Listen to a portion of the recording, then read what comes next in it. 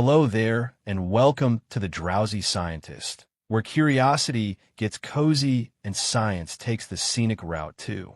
Slumber, one of the most mysterious forces we live by, but barely comprehend, is the subject of tonight's gentle journey. It sneaks up on us, shapes our days, and sometimes tries to trick us, especially while we wait for a kettle to boil. But before we unravel the ticking tapestry of time, I'd love to find out what time it is for you right now and where in the world you are watching. Isn't it fitting? A video about time. And here we are scattered across time zones, each of us arriving at this very moment in our own individual portion of the clock. If you find this voyage soothing, intriguing, or just a nice way to relax after a long day, if you like the video or subscribed, that would be greatly appreciated. It helps this little corner of calm reach others who might need a peaceful pause, too. Now, I do hope that's not the case. Fascinating that it keeps you awake. But if it does, well, at least you'll have learned something about the fabric of the universe before you drift off. So, settle in, slow your thoughts, and let's begin. Because somewhere between seconds and centuries, dreams and daylight lies the narrative of time. Doesn't time have a funny way of expanding and contracting? 10 minutes. It can feel like an eternity to be in traffic, while 10 minutes on your favorite hobby disappears faster than the last biscuit in the tin, and yet clocks tick forward at the same rate, second after second, minute after minute. So what's going on? The answer begins not with physics, but with your brain. Our perception of time, that internal sense of when things start and end, is surprisingly flexible. Subjective time is what psychologists call it, and it's heavily influenced by things like attention, emotion, and memory. In other words, how you feel about time can be very different from how time is actually passing. Let's start with the oddity of waiting. Imagine you're in a doctor's waiting room. The walls are beige, the magazines are ancient, and the clock ticks loudly in the corner like it's trying to win a competition for the world's most annoying sound. It can feel like half an hour there. Hour. This is due to the lack of stimulation in your brain. When not much is happening, your attention turns inward, and that internal focus makes you more aware of each passing second. Compare that to a lively conversation with a friend or getting lost in a good book. In those moments, you're fully engaged and your brain isn't keeping track of time so closely. It's like your mind goes, we're busy. No need to keep an eye on the clock. And in no time at all, hours have passed quickly. The psychologist Mihaly Chicken coined the term flow state to describe this. Mihi, where your sense of time fades into the background as you become fully absorbed in the present. Interestingly, the novelty of an experience also plays a role. When you encounter something new or unfamiliar, your brain takes extra time for the memory to be processed and stored. Later, when you look back, it feels like more time must have passed because there's more mental footage of the event. That's why childhood summers seem to stretch on forever. Your brain was constantly encountering new experiences, and it logged every bit of it. As we get older and routines set in, our brains get more efficient at compressing memories. Fewer highlights, shorter reels. It seems like time moves faster. Emotion also plays a role. Joy and happiness can speed up our perception of time, while studies show that excitement speeds it up. There's even a theory that in dangerous or intense situations, your brain creates denser memories, giving the illusion that time has slowed down. This is sometimes reported by people who've been in car accidents or other emergencies. It's not that time actually slows down. It's because your brain stores more information per second, creating a sort of slow-motion playback effect. Then there's the curious case of boredom. The expression, time flies when you're having fun, is probably familiar to you. But the opposite, time crawls when you're bored, is equally true. Neuroscientists have found that when we're bored, the brain's the internal pacemaker, which is a real thing, gets more active. This creates more pulses in our perception, making time seem to drag. It's like having an over-enthusiastic drummer in your head, tapping out every beat of a dull moment. Background culture and language also affects our perception of time. Time is frequently referred to in English as a resource. We spend time, save time, or run out of it. Time is not treated in some languages like Hopi as a line you move along, but more like a landscape or a set of conditions. This shapes how people in different cultures think about the future and the past. In fact, in some parts of the world, people point behind them to indicate the future because it is unknown and because the past is already apparent in front of them. The complete opposite of how we usually picture things. But what about our inner clocks? Surely there must be some kind of biological mechanism ticking away, giving us at least a rough idea of the passage of time. There is sort of humans have something called a circadian rhythm, a 24-hour cycle that helps regulate sleep, body temperature, and hormone levels. However, that is not so much a stopwatch as it is a daily timer. Scientists believe that we exist for shorter periods, like seconds or minutes. Use a kind of mental timekeeper, often compared to a stopwatch in the brain. This system involves a network of brain regions, including the basal ganglia and the cerebellum, and it seems to rely on a steady stream of neural pulses. When we estimate how long something takes, we're subconsciously counting those pulses. However, we are not always successful at it, particularly when we are emotionally involved, multitasking, or distracted. Our time estimations can be wildly off. Charged. There's even a psychological phenomenon called the return trip effect, where the journey back from somewhere, even though it takes the same amount of time, the journey there feels shorter. Why? On the way there, your brain is actively processing new information. On the way back, it already knows the route, so the experience feels faster. And let's not forget the most universal distortion of time known to humankind, the snooze button. Somehow those 9 minutes between alarms feel shorter than any other 9 minutes in the universe. While there's no hard science behind that specific feeling yet, it's probably another case of disrupted sleep, incomplete consciousness, and our fuzzy internal stopwatch just throwing up its hands and giving up. So what is time? At minimum, as we experience it, it's not just a number on a clock or the shadow of a sundial. It's a perception, a feeling, and a trick of memory and attention. It changes with our mood, our age, and even the language we speak.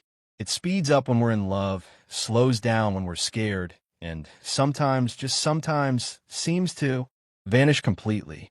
And while physics may eventually explain what time is on the grandest scales, our personal sense of time will always be something deeply human, wobbly, wonderful, and at times delightfully unreliable. If time is mysterious, then our efforts to measure it are a testament to both human ingenuity and impatience. We've tried for millennia to control this, using everything from atomic clocks to ancient sundials into something that we can see, count, and ideally plan around. Because while time may wait for no one, humans are very fond of asking it to hold on just a minute. Let's begin in the distant past, when the sky served as the first timekeeper rather than a clock or calendar. Our ancestors were expert observers of the heavens, the rising and setting of the sun, the phases of the moon, the seasons shifting like slow tides. These were the earliest calendars in nature. No need for batteries. The ancient Egyptians were among the first to formalize timekeeping. Around 1500 BCE, they built towering obelisks that acted as giant sundials. By tracking the shadow's movement, they could divide daylight into segments, though the lengths of these segments changed with the seasons, an hour in summer, quite a bit longer than one in winter. It wasn't exact, but it was good. Enough for farming, prayers, and organizing society, which even then was likely running late for something. Water. The clocks followed. These devices used by both the Egyptians and later the Greeks and Chinese measured time by the steady flow of water from one vessel to another. They were simple, consistent, and could work at night, a big upgrade from sundials. Some were surprisingly elaborate, with gears and figures that chimed the hours or even rang bells. You could claim that they were the first smart devices, but they were wetter, Meanwhile, in Mesoamerica, the Me developed intricate calendar systems that tracked lunar and solar cycles with astonishing accuracy. Their long count calendar could measure spans of time covering thousands of years. For a civilization that lacked metal tools and burden biters, their understanding of time was beyond comprehension. But back in Europe, it wasn't until the Middle Ages that mechanical clocks began ticking their way into history. These were initially large, cumbersome devices that were installed in monasteries and church spires. They didn't have faces or hands to signify. They simply rang bells at regular intervals. The passing of time, primarily to remind monks of prayer times.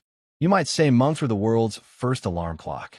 Users, albeit far more serene about it than most of us at 6 a.m.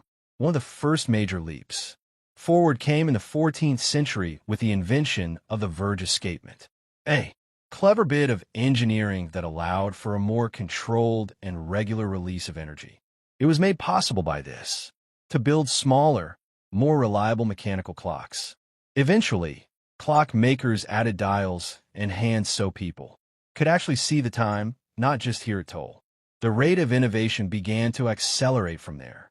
In the 17th century, the brilliant Dutch scientist Christian Huygens introduced the pendulum clock. Pendulum clocks were accurate to within a minute a day, a staggering improvement over earlier designs that could drift by hours. If time was a horse, the pendulum was the saddle that let us ride it with more confidence. The need for additional precise time-keeping became critical during the age of exploration. The sailors absolutely required to know their longitude, and that required knowing the exact time at a fixed reference point like Greenwich. Enter John Harrison, an English carpenter who spent decades inventing marine chronometers, ultra-sized clocks that could survive the motion of a ship at sea as it rocks and rolls. His fourth model, H4, changed navigation forever and earned him a belated but well-deserved place in history. Also possibly a few eye rolls from people who had previously relied on intuition and the stars. By the 20th century, we entered the age of quartz. Quartz crystal oscillators, first developed in the 1920s, revolutionized timekeeping. Quartz vibrates extremely consistently when subjected to an electric current. These vibrations were used to keep time with far greater precision than anything mechanical. Suddenly, watches and clocks could be cheap, portable, and accurate enough to keep the trains running on time, or at least give us no excuse when they didn't. But even quartz has its limits. You will need it too if you want to know the world's most accurate time. Go atomic. Atomic clocks, first developed in the 1950s, measure time using the natural vibrations of atoms, usually cesium or rubidium. A cesium atom, for instance, oscillates exactly 192,631, 70 times per second. That number is not insignificant. It's the official definition of a second, as per the International System of Units. These clocks are so accurate that even if you ran one for 100 million years, it would still work. Would be off by less than a second, which is great, assuming you have 100 million years to wait for your T2. Steep. Today, atomic clocks are used to synchronize everything from GPS, satellites, to internet servers, telecommunications, and global financial systems. Without them, your phone's map wouldn't work. Half of the world would miss their Zoom calls as your bank transactions would be chaotic. Only once measured by shadows cast by the sun and dripping water, it now depends on atoms turning in high-tech, microscopic metronome-like fashion. Volts. And yet, despite all this precision, time still feels strangely personal. It can be broken up into hours, seconds, and minutes. We can watch it scroll by on digital screens. But no matter how finely we slice it, we each live it differently. So why do we begin measuring it in the first place? Some say it was to regulate prayer, others to grow crops, mark seasons, or schedule trade. However, just maybe it's because humans, for all our love of stories and stars, are deeply comforted by rhythm. The steady beat of time, no matter how elusive, gives shape to our days. It brings order to the chaos. A tick A talk, a tiny whisper from the universe saying, "You're here now." Also that, after all, is what time has always been. Not just a measurement, but a companion. Time was a local matter for the majority of human history. It rose with the sun, ended in the stars, and wandered through the hours at the whim of bells, bird song, or an exuberant rooster. But then came Isaac Newton, a man who didn't just want to describe the world, but to pin it down. And that included time. Newton was an English physicist in the 17th century who was known for his dramatic hair and talent with apples. Anecdotes gave the world a model of the universe that would dominate science for over 2 centuries. According to him, space and time are like a grand, invisible stage on which the drama of the universe unfolded. The actors, planets, apples, bicycles, and eventually cannonballs, but the stage itself never moved. Changed. In this image, time stood still. It ticked along at a constant rate, everywhere, for everyone, forever. This concept, absolute time, was central to the physics of Newton. In his own words, absolute, true, and mathematical time of itself, and from its own nature flows equitably without regard to anything external. In other words, time is like a river fill that flows at a steady pace, regardless of whether anyone is watching, counting, or floating along in a canoe. It made perfect sense to me. Drop an object now or in the future, in this city or another, and Newton's equations could tell you exactly where it would be at any point in time, assuming you had enough coffee and solid grasp of calculus. The steady background was time, against which force, motion, and gravity performed their tasks. Newton's absolute time gave scientists a powerful tool. It allowed them to accurately describe motion, synchronize events, and make accurate predictions. If you wanted to calculate the orbit of a planet, the swing of a pendulum, or the fall of a cannonball, you could now plug it all into one neat mathematical framework. Time in this model was universal, the same everywhere for everything, ticking along in perfect, impartial harmony. But for all its usefulness, this idea came with a rather large assumption. That time was a thing in itself, existing independently of the things going on within it, a kind of invisible metronome keeping the beat of the cosmos. However, there were a few dissenting voices. Willem Leibniz, Newton's intellectual rival and co-inventor, got married to the philosopher. Calculus didn't buy into the idea of absolute time, or Newton's version of calculus for that matter. Leibniz argued that time was a measure of change and a way to describe the order of events rather than a universal backdrop. Without events, he claimed there is no time. It is a connection between things rather than a thing in and of itself. Imagine a clock in a completely empty universe, ticking away in total silence and darkness. For Newton, that clock is continuing to track time. For Leibniz, it's just a fancy paperweight with no one to notice. Time only has meaning for him when events occur. Newton wasn't having it. He insisted that time was real and flowed regardless of what was going on, which, to be fair, does match the feeling of waiting for a pot to boil. Newton's ideas eventually became the foundation of what's now called classical mechanics. And for a very long time, classical mechanics worked beautifully. It could describe the motion of falling objects, swinging pendulums, the orbits of the moon and planets, and even with enough effort, the motion of a juggling unicyclist. Therefore, a pause to admire just how successful Newton's framework was.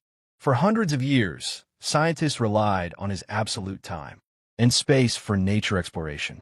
Clocks became more precise. Navigation got better. Engineering made huge strides. Steam trains ran on time, or at least had a better excuse when they didn't. But here's the twist. As good as Newton's model was so pressure-sensitive that it eventually began to crack. In the 19th century, scientists studying light and electromagnetism noticed strange things. No, tests suggested that the speed of light remained constant, no matter how fast you were moving. That didn't make sense in Newton's universe. If a car speeds up, it should catch up to come to light a little faster, right? However, it did not. The speed of the light never changed. The issue here simmered for a while until a young patent clerk by the name of Albert Einstein, but we'll save the introduction of his name for another time. Chapter. Simply put, he would respectfully nod to Newton's absolute time before completely reversing it. Upside down. Still, Newton's idea of time as an ever-flowing universal quantity left a deep imprint on science. In culture, we still speak of time as something we can waste, spend, or save. All phrases that make sense if time is a commodity trickling away. Our day at work, school bells, and microwave settings all run on the belief that time ticks the same for everyone. And in many daily situations, that's still perfectly true. Making a cake, catching a bus, or trying to remember when your online order is due, Newton's time works just fine. It's only when we start dealing with high speeds, strong, gravity, or extremely small scales that Newton's picture begins to blur. So in The Grand Story of Time, Newton gave us a solid middle chapter, a vision of a predictable mechanical universe running. Like, well, clockwork. He brought order to the cosmos and made time something we could measure, trust, and if only, briefly understand. But time, as we'll see, has more than one personality. And while Newton's time is wonderfully, logically, the universe may not be as straightforward as one might think. If Isaac Newton thought of time as a river that never ends, flowing at a steady pace for everyone, Albert Einstein came along and said, actually, it's more like a wobbly trampoline. Although it is not a direct quotation, it is surprisingly similar to the truth. Einstein's radical theories shook up our understanding of time in the early 20th century, changed the fabric of reality itself. He called it relativity, and it came in two parts: special relativity and later general relativity. The two of them had there's a lot to say about time, but none of it is particularly clear. Let's begin with special relativity, published in 1905, when Einstein was just 26 and working at the Swiss Patent Office, probably spending his lunch breaks rewriting the universe. One of the key ideas of special relativity is that the laws of physics, including the speed of light, are the same for all observers, no matter how fast they're moving. Now, Newton's absolute time suffers as a result of this. In Newton's world, if two people are moving at different speeds, they still agree on when things happen. But in Einstein's world, that's not necessarily true. Things that happen for someone moving at a different speed, what appears to be simultaneous, to one person might not be. This leads to one of time dilation, one of special relativity's strangest effects. Simply put, the faster you move, the slower time passes for you relative to someone standing still.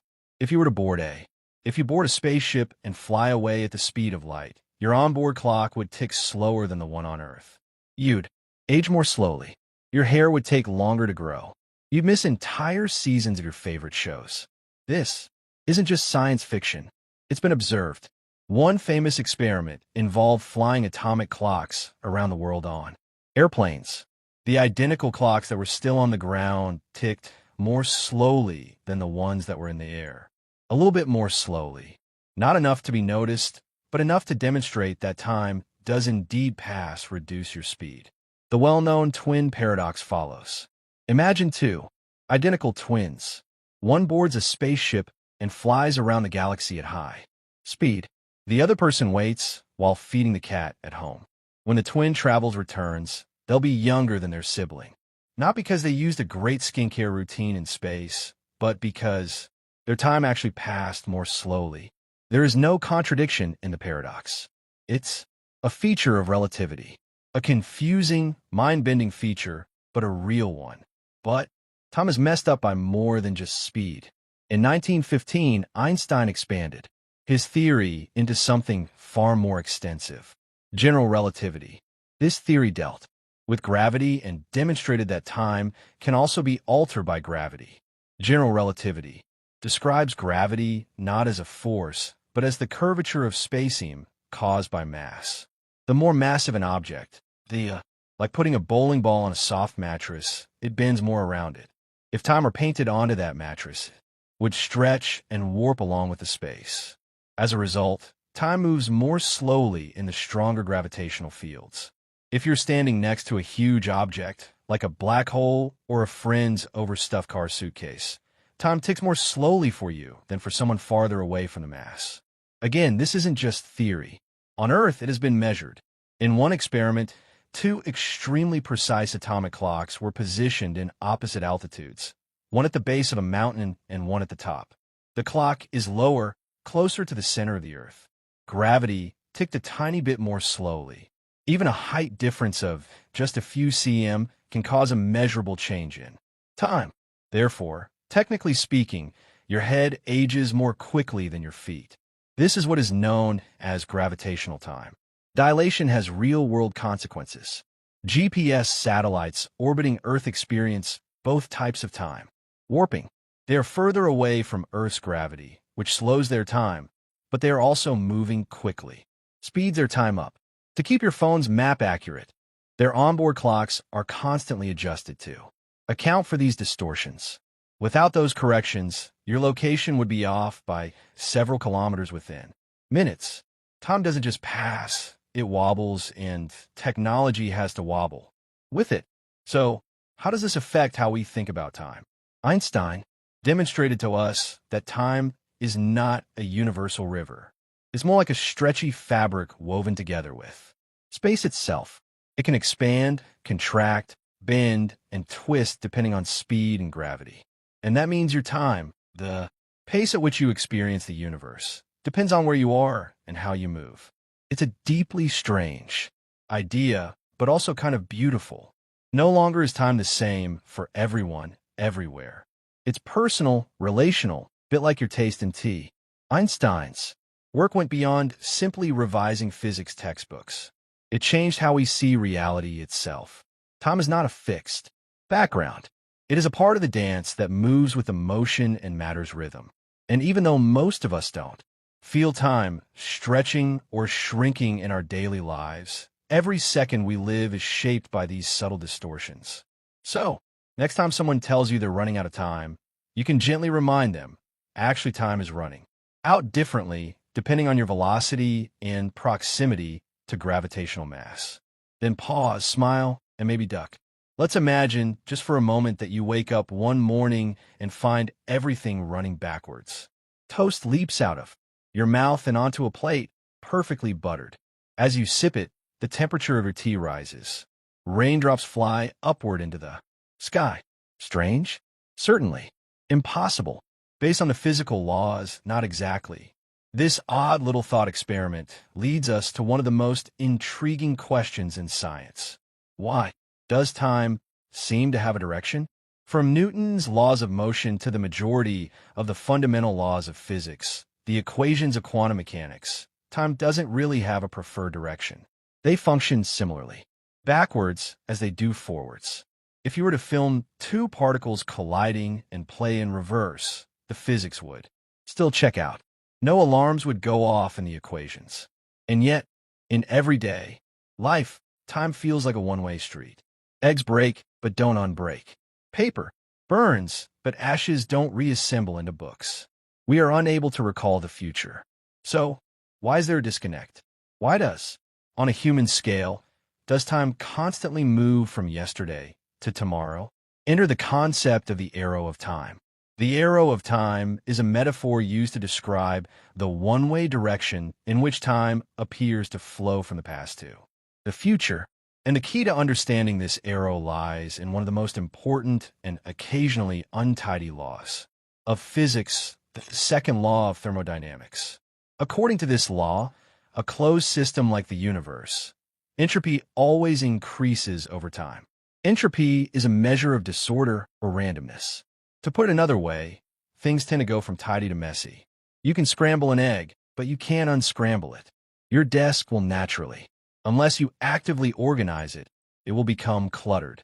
Socks will always disappear, occultly, but they never reappear in pairs. This tendency toward increasing entropy gives time its arrow. It's why we experience events in a particular sequence. The low entropy past becomes the high entropy future.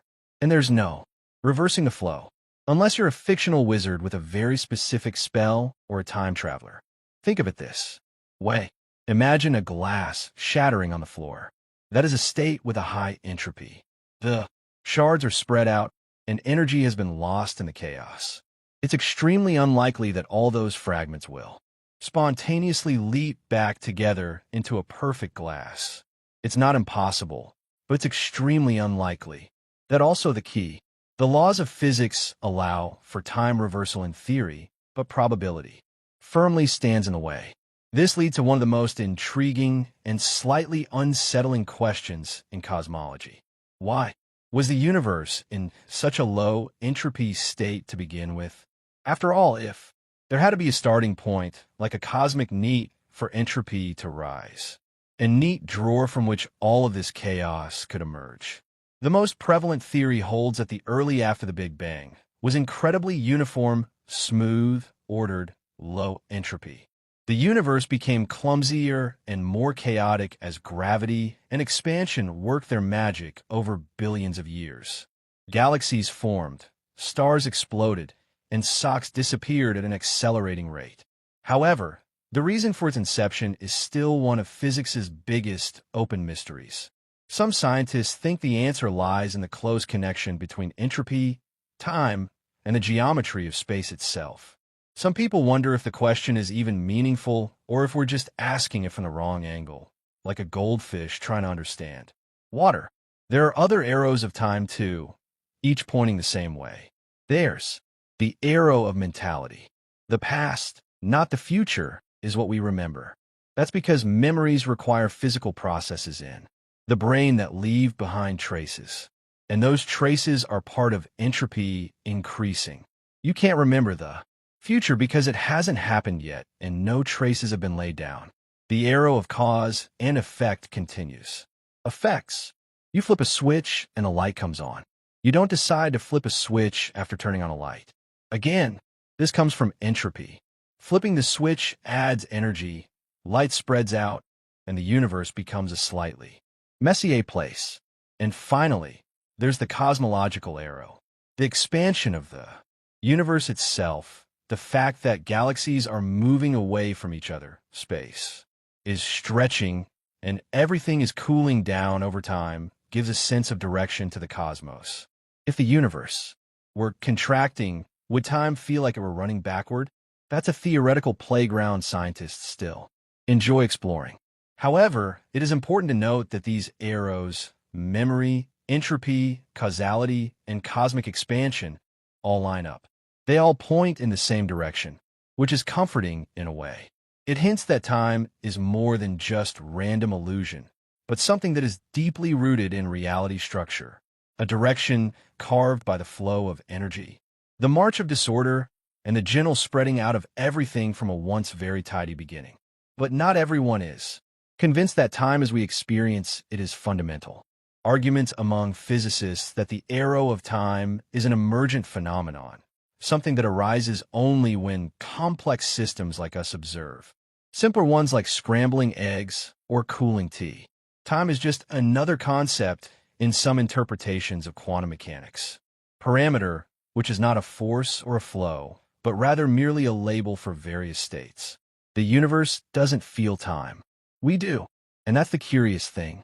Time is constant regardless of how deeply we investigate entropy, probability, or equations.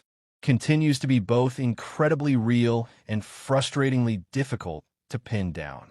It's something we ride like a current, but we can never quite step outside of it. We have no idea what lies ahead. We can't go back. And yet, we live our lives by its rhythm, comforted by the fact that the future, however uncertain, is always on its way. So the next time you feel like time is slipping away, remember it's not lost.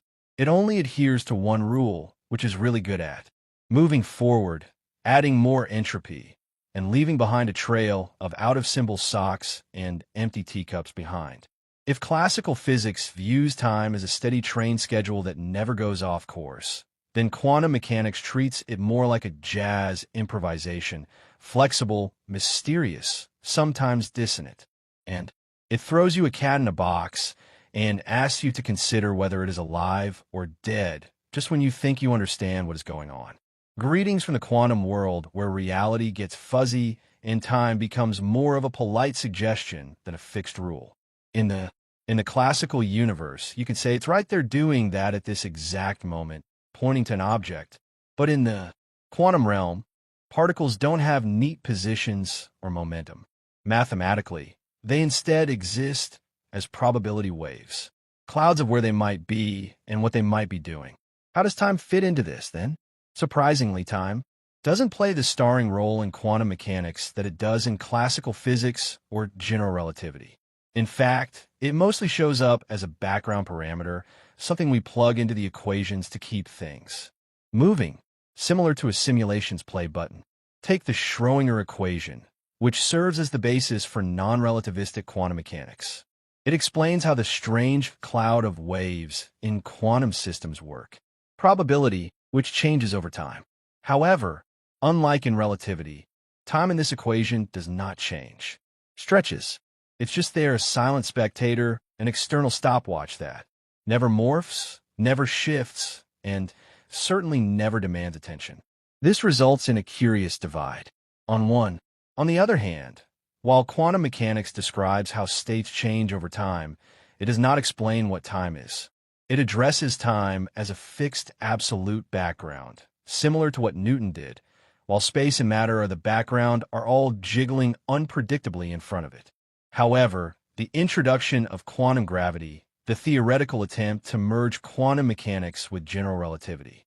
These two theories are the D-twin titans of modern physics, but at parties they don't get along well.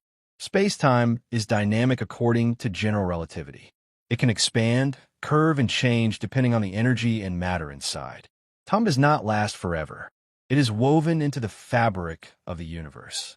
But in quantum mechanics, time is fixed and unbending, a kind of cosmic. In the background, a metronome. Trying to unify these two views is like trying to choreograph a ballet using instructions from a concert of heavy metal. This leads us to what physicists call the problem of time in quantum gravity. When you attempt, there is something odd about using quantum mechanics to describe the entire universe, space, matter, and everything else. Time disappears. One of the equations that pops up in quantum gravity is the Wheeler-DeWitt equation, which attempts to describe the quantum state of the entire universe. The Schrödinger equation is very similar to it, but there is no time variable. It never changes. There is only an inexhaustible present, a gigantic now. So what's going on? Is time real, or is it merely an illusion brought about by the way we experience change? Time, according to some physicists, is emergent and not a fundamental aspect of reality, but something that only becomes apparent when you zoom out sufficiently, such as temperature. And each molecule does not have a temperature, but when trillions of them are combined, temperature emerges. As a useful description, in the same way, time might emerge from the complex interactions of many quantum systems. Others look at entanglement, a bizarre quantum phenomenon in which two particles become connected to one another and can influence each other. Other immediately, even over great distances. According to some theories, the arrow of time and possibly even time itself might develop as a result of the expansion of quantum entanglement. Time takes longer the more entangled the universe seems to flow. The interpretation of the many worlds comes next. Every coin flip and quantum event. In this perspective, the universe splits into multiple parallel realities with each measurement. There's no randomness, just an infinite splitting of timelines. In this view, time is not a river. It's a vast, ever-branching tree. Every decision you make creates a new twig. Somewhere out there, there's a version of you who didn't forget their umbrella this morning. But if time is such a shaky concept at the quantum level, why does it feel so solid to us? Well, we live in a world where countless quantum interactions average out into a smooth, reliable reality. Our minds are hardwired to perceive cause and effect and are composed of trillions of particles and neural circuits. We wake up. Hopefully in that order, we will brush our teeth, eat breakfast, and then head to work. Time for us is a story, a sequence of events. That gives change meaning. And it turns out that humans are exceptionally good at telling stories. At We string events together into memories. We envision futures. We define identities through time, the present and past, and hopes for the future we are certain of it, regardless of whether a time is crucial. Pretend it's real. Quantum mechanics, on the other hand, serves as a reminder that there's more to that reassuring narrative than just far more elusive.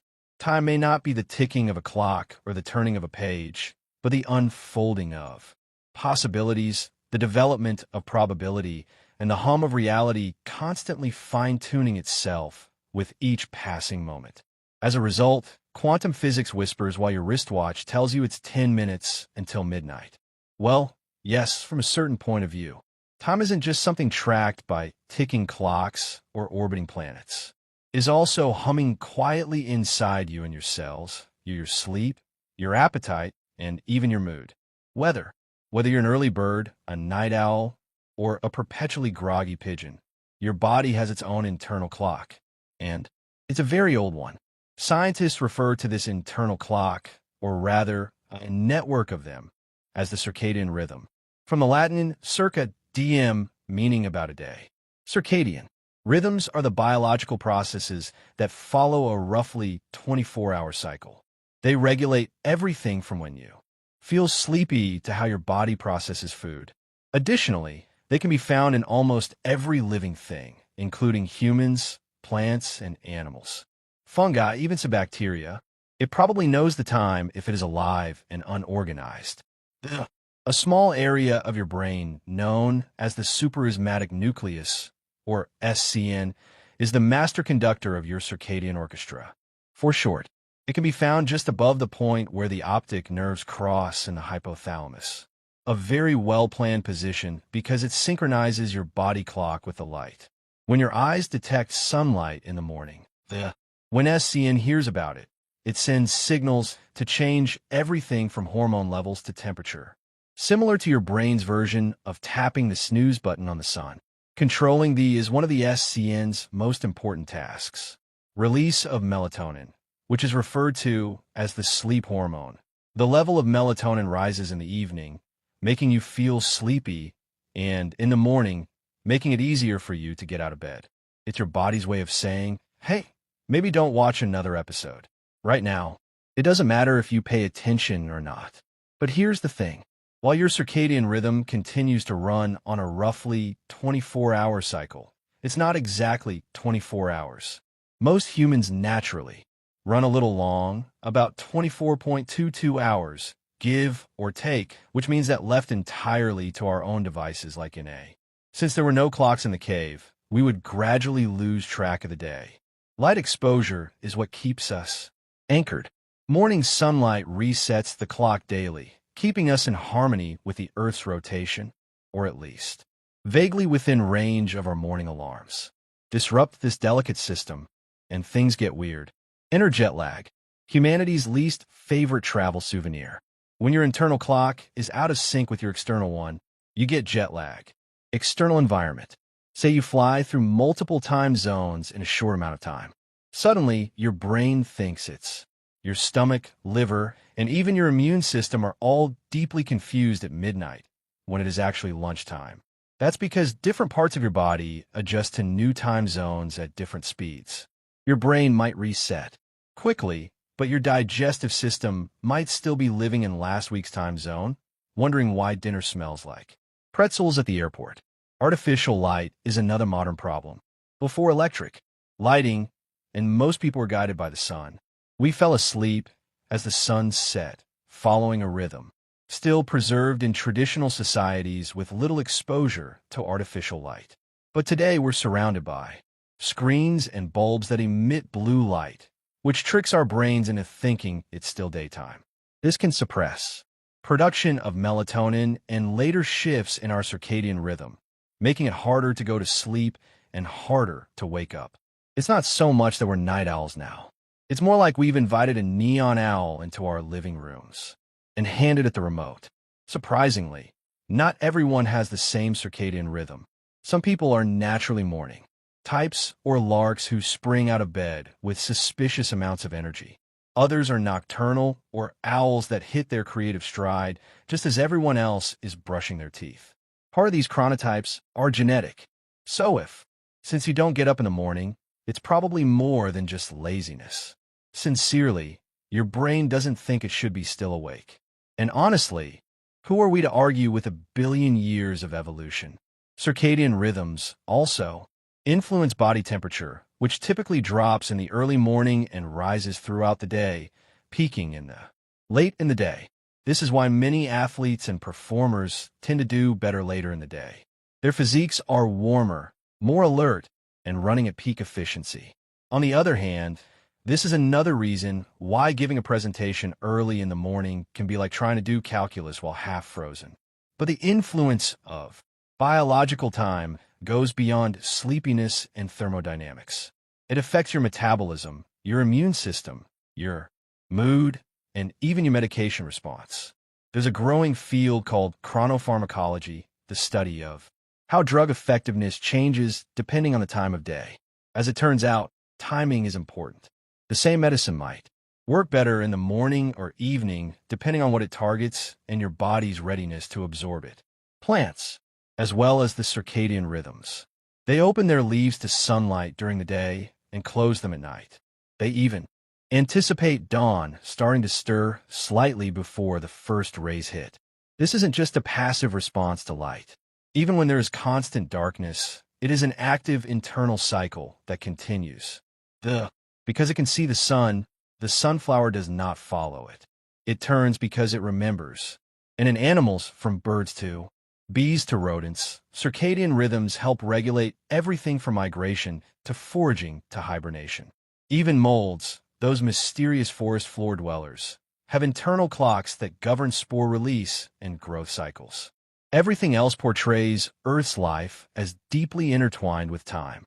Not the abstract kind that atomic clocks measure, but a biological time grounded in light and dark, warmth and cold, hunger and rest.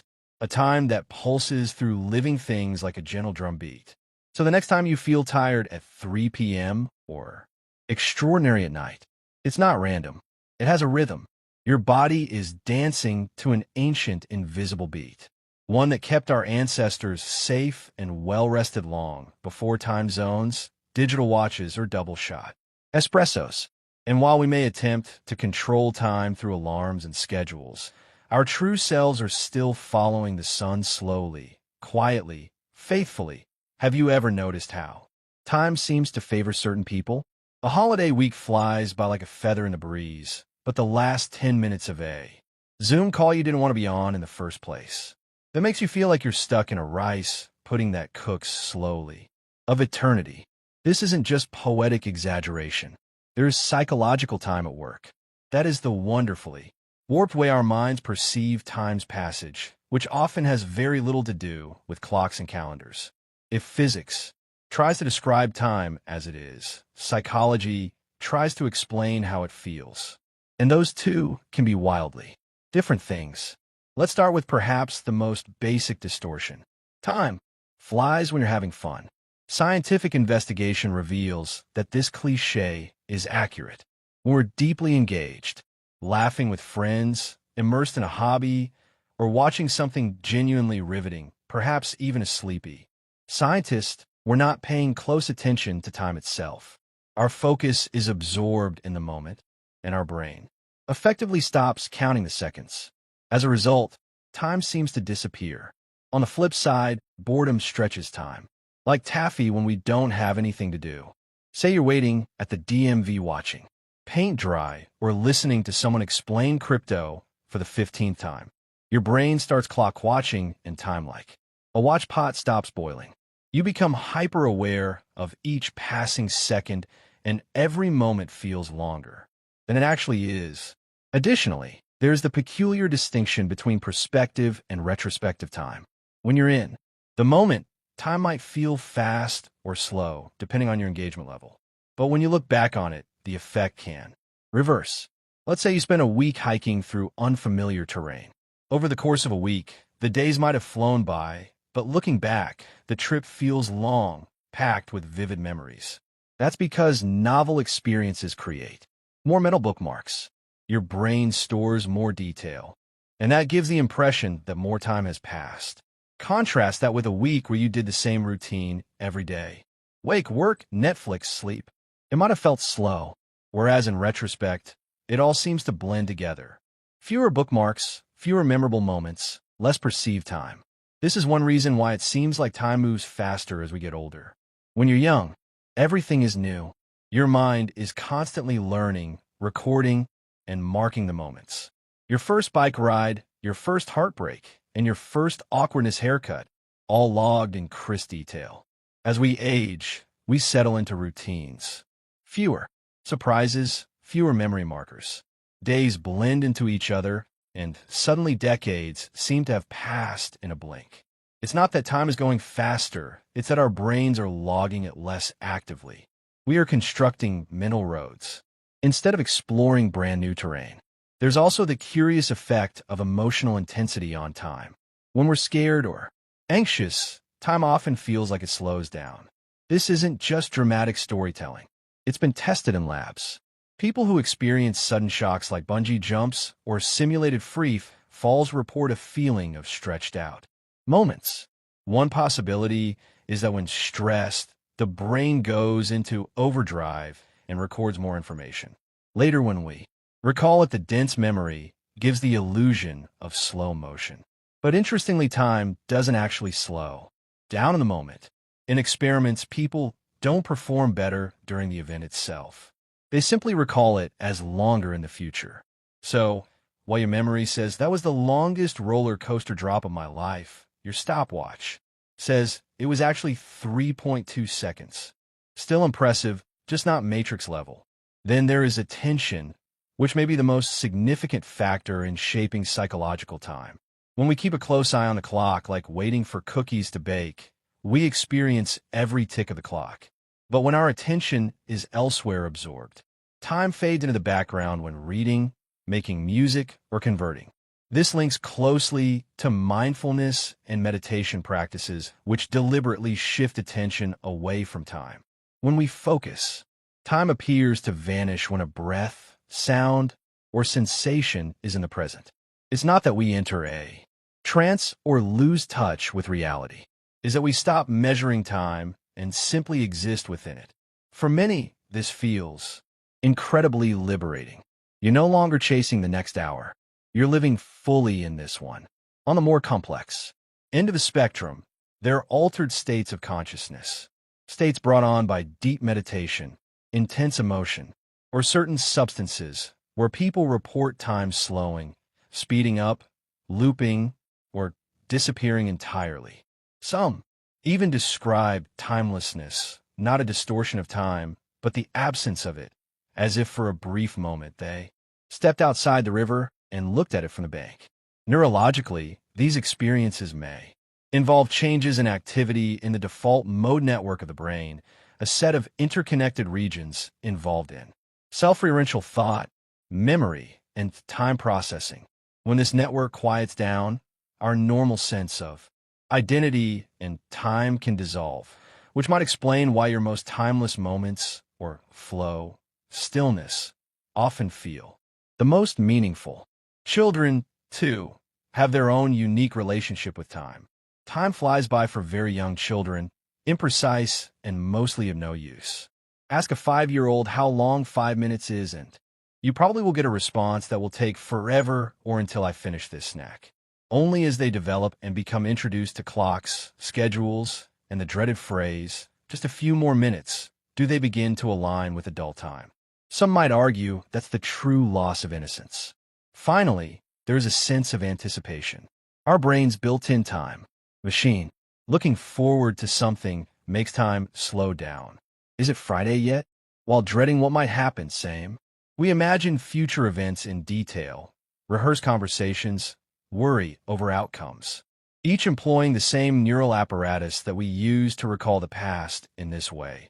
Hope and fear both stretch time, making it flexible. So is psychological time reliable?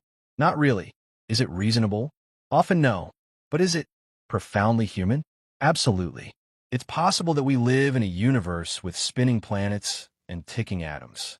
But the time we actually experience, the time that colors our lives, is woven from memories, emotions, attention, and imagination.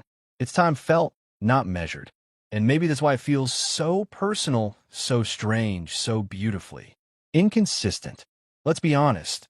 Until we ask, no discussion of time is truly complete. Question that's launched 1,000 sci-fi novels, inspired countless thought experiments, and derailed more than a few dinner party conversations. Can we travel through time? Well, maybe, but it's complicated. Time travel, at least in theory, isn't entirely forbidden by physics. In fact, according to Albert Einstein's general relativity, the fabric of space-time is flexible. It can stretch, warp, and under the right red, incredibly extreme and possibly impractical circumstances even loop back on itself. If that's true, then the idea of zipping to the past or future isn't completely out of the question. Let's start with the easy kind. Traveling into the future. This one's not just possible. It has already been executed. Remember the specials time dilation? Relativity. If you move very fast, close to the speed of light, time slows down for you relative to someone standing still. If you zoomed around the galaxy and it was spaceship at near light speed and returned to Earth, decades could have passed here while you'd only aged a few years. Congratulations, you've time-raveled into the future. No flux capacitor required. This phenomenon has even been tested. Astronauts who spend months aboard the International Space Station experience a tiny bit of time dilation. They age ever so slightly less than their Earthbound counterparts. Not enough to notice without atomic clocks, but enough to prove the principle. They return to Earth microseconds in the future. Still technically on time for lunch, though. So, future time travel check. Done. Easy. But what about the real mind bender, traveling into the past? Things get more complicated here. General relativity does allow for certain solutions to its equations that could theoretically enable time travel in reverse. Examples of these include closed time-like curves, loops in space-time, where an object could return to an earlier point in its own history. Think of it like walking a lap around the universe and ending up back at yesterday. One proposal involves something called a wormhole, a hypothetical tunnel connecting two distant points in space-time. If one end of the wormhole were accelerated to near light speed and then returned to its original location, time at that end would lag behind. Step.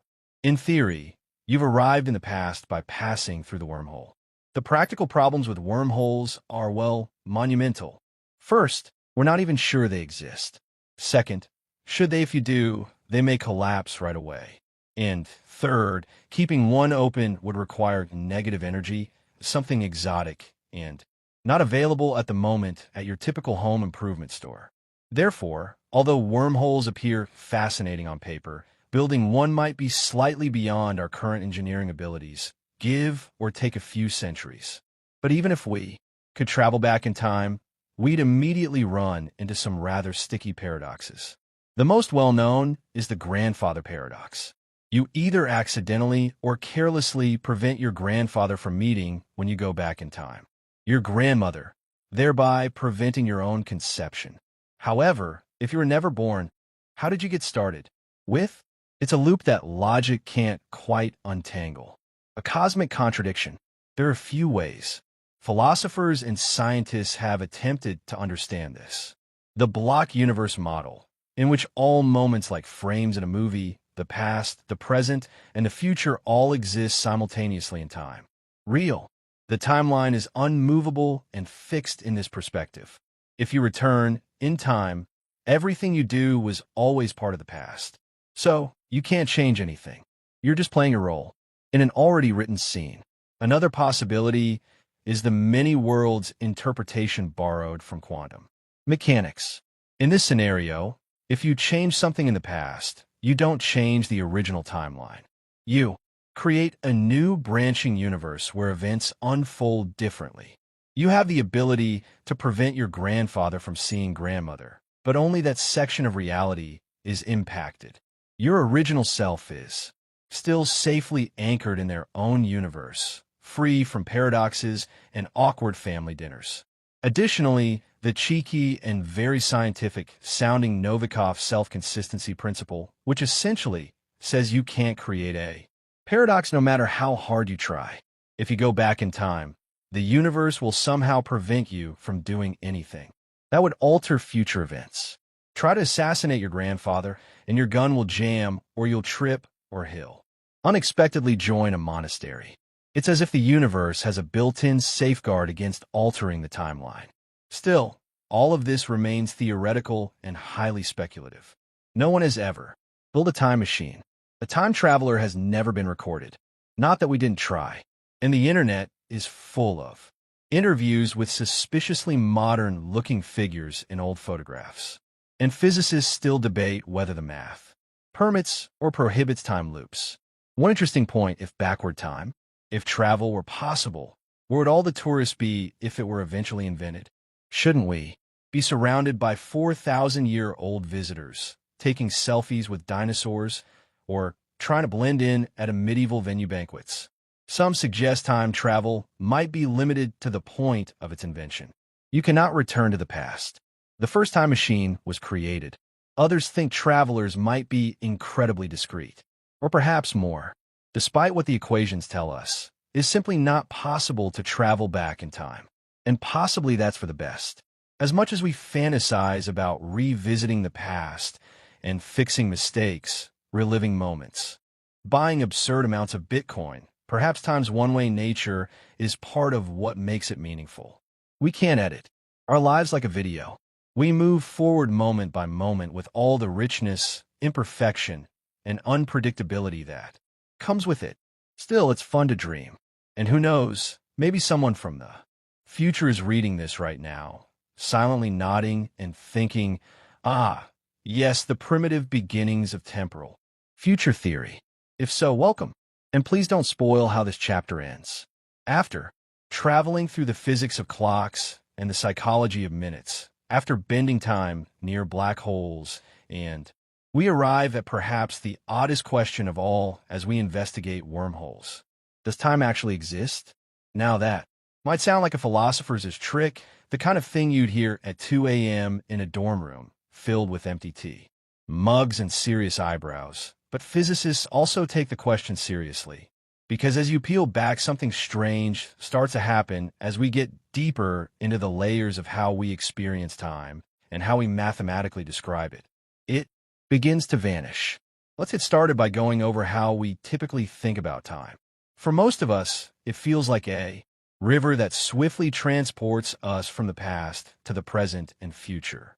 We're all floating downstream, unable to paddle backwards, only forward, sometimes gently, sometimes in a rush, but always forward. This is called presentism, the philosophical idea that only the present moment is real. The past has passed, and future doesn't exist yet, and now is all there ever truly is. It aligns with how we live our lives, moment by moment, breath by breath, synchronizing with our calendars and clocks. However, there is yet another concept that Einstein's the fame was helped by relativity theories. It's called eternalism. And in this view, time doesn't flow at all. All moments from the past, present, and future all exist already. The universe is like a four-dimensional block, sometimes called the block universe. Time isn't something we move through. It's like space, we are a part dimension. In this view, your childhood, your future retirement, and everything in between are all laid out like pages in the book. You never get older. You already are older on some page, younger on another. You're not surfing time. You're a static thread woven into a space-time quilt's fabric. Comforting? Perhaps a little creepy? Yes, also. This concept arises naturally from relativity. Remember, simultaneity, the idea that two things happen at the same time, depends on your motion. 2. Observers moving at different speeds can disagree about what now means. This suggests that there is not a single present moment. There is no cosmic stopwatch ticking for everyone, making the concept of a moving present somewhat shaky. If that's, quantum gravity adds a new twist to an already bland existential theme. We interacted on this in the quantum mechanics chapter. When you try to combine quantum physics with general relativity, time often drops out of the equations altogether. In the Wheeler-DeWitt equation, for example, there's no time variable. None. The universe, according to this view, is fundamentally timeless. However, if time does not exist at the fundamental level, why does it feel so real? One possible answer: emergence. Time. Similar, it's possible that neither temperature nor sound are essential components of the universe.